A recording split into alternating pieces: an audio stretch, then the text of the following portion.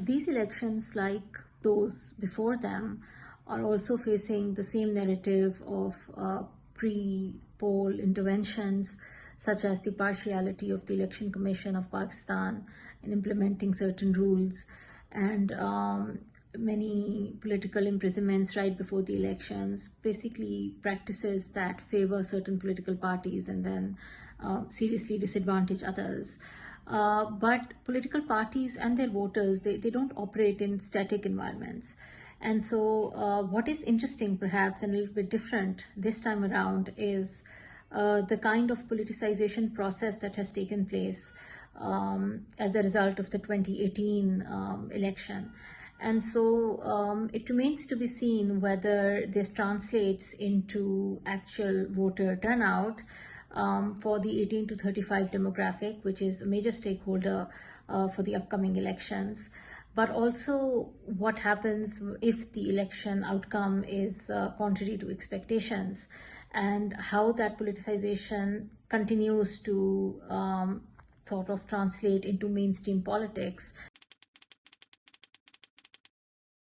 Regardless of which party or parties form the government post-elections, what is important is not just forming the government, but having a government that is strong in terms of numbers and that has the public mandate, because there are some important decisions that will need to be taken with reference to the IMF negotiations and then maybe implementation of the IMF program.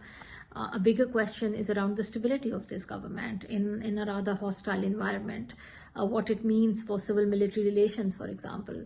And so this is where it seems like there is some pessimism. If we see a government that is a weak coalition, for example, or a government that is heavily dependent on independent candidates, it might run into issues of stability. And so this is going to be a major challenge for any party that is in power after the elections. The manifestos of the political parties are convergent around issues of employment and inflation and economic growth, which is expected since economic uncertainty is right now dealing with that is a priority before this election. And so in terms of being roadmaps, their utility is limited because they're quite overambitious, as manifestos tend to be. We do see some positions that the parties take, which is expected. It's quite characteristic of these parties. For example, the People's Party promising social protection through things like the youth card or the Mazdoor card, and expansion of the Benazir income support program. So cash and in-kind handouts of different kinds. And there's a proposal to fund these as well through eliminating 17 ministries that they say are now redundant as a result of the 18th Amendment. With the PMLN, we see promises of investment, economic development, although it is a little unclear how these are going to be achieved. And with the PTI, again, there are promises of accountability, a more revolutionary approach to the political system, a proposal to, for example, to elect the Prime Minister directly, move towards a more presidential form of government.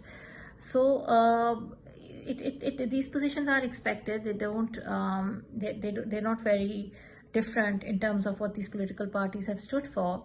And perhaps what is more interesting is to look at these manifestos as the position that these parties take for things like commitment to the federation, the 18th Amendment and what that would mean moving forward, civil-military relations, defense budgets, and there we don't really see, parties addressing those issues, for example.